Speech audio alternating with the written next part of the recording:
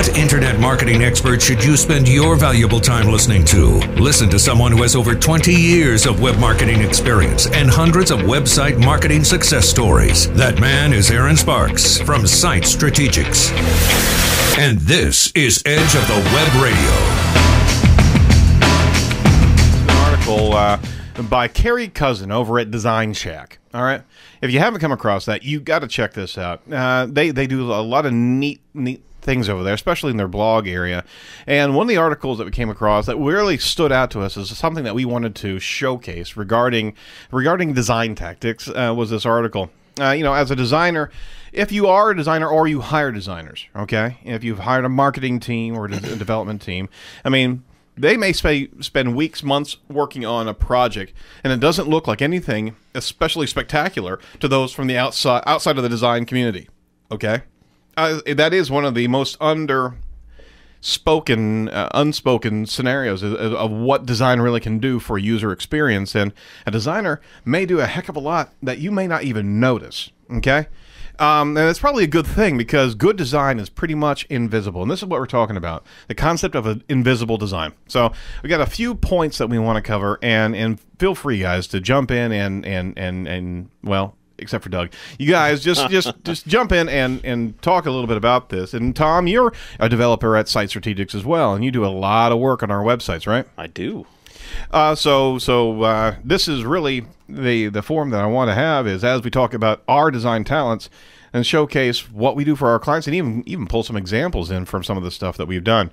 Point number one of the biggest mistakes designers make is adding embellishments or tricks to the design to show off their skills. These techniques can be helpful in the creation of a functional design. They can also get in the way of success. Similar to one of those big honking matte advertisements that come down on the entire screen of a page. Love those. Well, what you need to do is step back and think about every design trick or technique that they're using and ask yourself a couple questions. What am I trying to accomplish with this technique, right? And if you're trying to annoy, very similar to what Doug does on his site, then he's oh, come on. Yeah. Does it contribute to the user emotion or interaction, right? Interaction? See? Yes, it does. I'll give you that. And I'll go back to the first question. What does it try to accomplish? Sign up for the newsletter. Exactly. But does it elicit an emotion? Yes, it does. I get annoyed. From Aaron. If you would just sign up, it would stop. It's true. I will not comply. Another question. Why do I use this technique? How often has it been used lately? Right? Is this something I would have used a year ago or I will use a year from now? Now, that's a bit of a question that I mean, it's topical in nature. If there's a digital marketing mechanism that is finding itself into common use, right? Mm-hmm. It's not going to be there a year ago, right? So it's not really a valid point there. The questions don't provide a specific use. If those questions don't or answer certain design techniques, maybe you should shelf that for a bit more of a cleaner focus on design as opposed to what you may be trying to experiment with.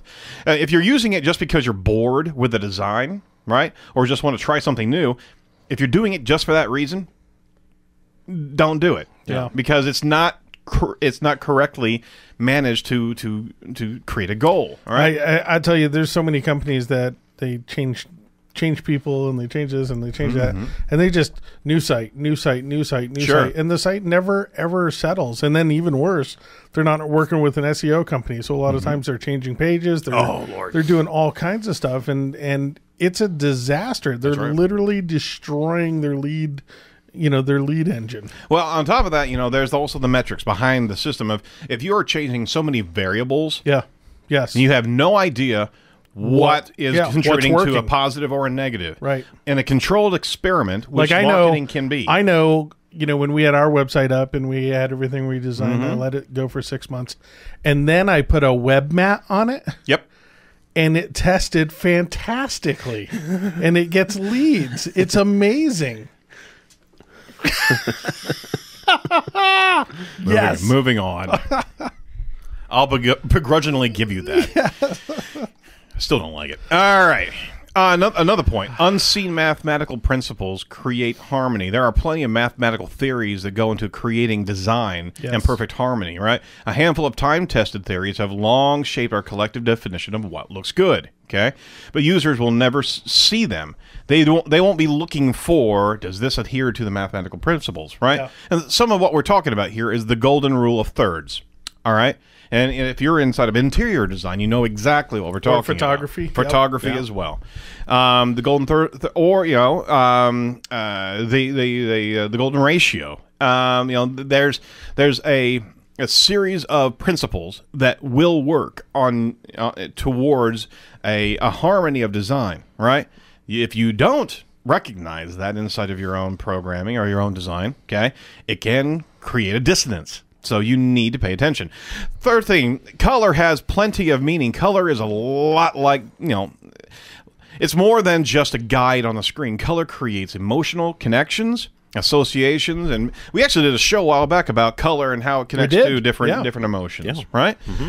People consciously and subconsciously react to colors. Choosing a palette takes time so that the feel of the project matches the message and the design it's supposed to convey, right? If you have a very emotional topic, but you've got blues everywhere, that's not a connection, because blues are a good time perceived as clinical, perceived as a cooling factor, obviously. But then there's certain stereotypes and archetypes inside of users. I mean, you have to understand that users have been conditioned. Sure, they've been conditioned by marketing for millennium. Yep. Yeah. So you have to kind of steer into the skid sometimes of what is a valuable series of colors to be able to use. Yep. You got to consider carefully how color plays into what you're doing, and don't just throw a big old honking red border over something with flashing what have you. And we came across this the other day with one of our clients that wanted to slap something big, honking nasty on the corner of the website, and we're going, no, you don't understand. That's actually going to piss people off. We have more than anything else. We have a client that their platform was built late '90s, and they built it like a direct mail piece. And so they have different fonts, different colors, different everything. There's no alignment. There's no, and so now we're trying to get them to break that up. And absolutely. And then so many things that come from traditional media find their way into web, and it doesn't correspond correctly. Copy can engage in wow. Every word in a design project should carry weight and meaning. I can't stress this enough. Work to eliminate unnecessary words and edit for grammar and readability. Okay, we talk about this regularly in our shop. Nothing irritates anybody more than coming across something grammatically incorrect. It's almost like That's fine. We had a funny typo earlier today in the office. I just looked at the top because we were just talking about that. Like vignette. But I think Aaron's had like 6 on the show already. So 6 typos. Wow. Yeah. So if you're irritated by this show and you don't know why, you're probably irked about that. But honestly, if you're going and you're seeing something and the user says, I can't believe they actually left that out there. They didn't proof things. That shows such a lack of quality control, right? And quality assurance. And on top of that, if they're doing it for themselves, that's what they're going to do for me. I got to tell you, I'm terrible, right? Yes, you are. I always make grammar errors, spelling errors, and Grammarly has been my godsend. Yeah. Big, great investment.